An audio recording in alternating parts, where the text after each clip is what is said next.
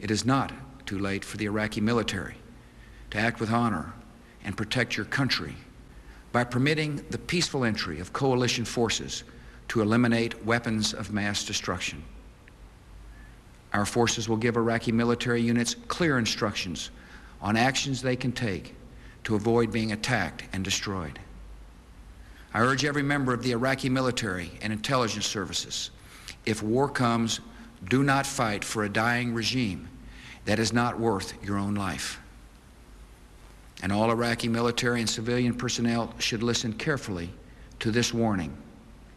In any conflict, your fate will depend on your actions. Do not destroy oil wells, a source of wealth that belongs to the Iraqi people. Do not obey any command to use weapons of mass destruction against anyone, including the Iraqi people. War crimes will be prosecuted. War criminals will be punished. And it will be no defense to say, I was just following orders.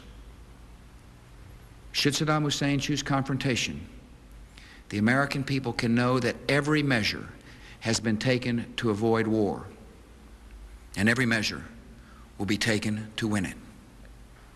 Americans understand the cost of conflict because we have paid them in the past. War has no certainty except the certainty of sacrifice. Yet the only way to reduce the harm and duration of war is to apply the full force and might of our military, and we are prepared to do so. If Saddam Hussein attempts to cling to power, he will remain a deadly foe until the end. In desperation, he and terrorist groups might try to conduct terrorist operations against the American people and our friends. These attacks are not inevitable. They are, however, possible. And this very fact underscores the reason we cannot live under the threat of blackmail.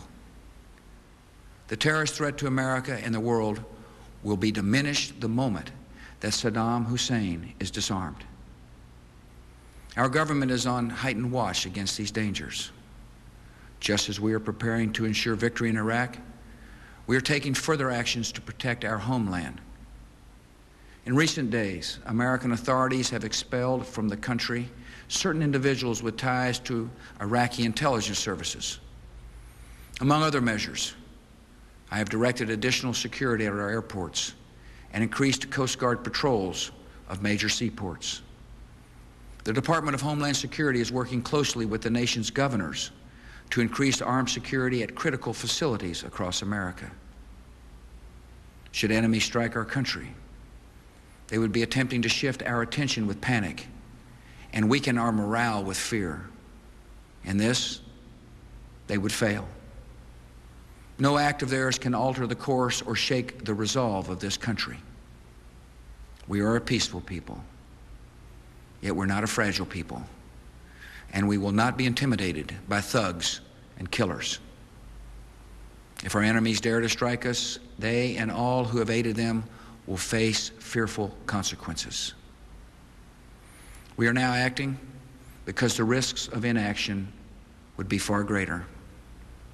In 1 year or 5 years, the power of Iraq to inflict harm on all free nations would be multiplied many times over. With these capabilities, Saddam Hussein and his terrorist allies could choose the moment of deadly conflict when they are strongest. We choose to meet that threat now, where it arises, before it can appear suddenly in our skies and cities. The cause of peace requires all free nations to recognize new and undeniable realities. In the 20th century, some chose to appease murderous dictators whose threats were allowed to grow into genocide and global war. In this century, when evil men plot chemical, biological, and nuclear terror, a policy of appeasement could bring destruction of a kind never before seen on this earth. Terrorists and terrorist states do not reveal these threats with fair notice in formal declarations. And responding to such enemies only after they have struck first is not self-defense, it is suicide. The security of the world requires disarming Saddam Hussein now. As we enforce the just demands of the world, we will also honor the deepest commitments of our country. Unlike Saddam Hussein, we believe the Iraqi people are deserving and capable of human liberty. And when the dictator has departed, they can set an example to all the Middle East of a vital and peaceful and self-governing nation. The United States, with other countries, will work to advance liberty and peace in that region.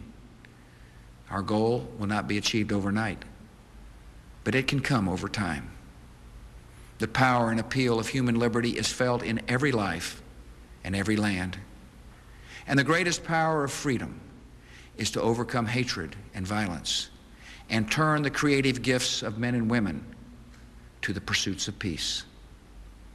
That is the future we choose.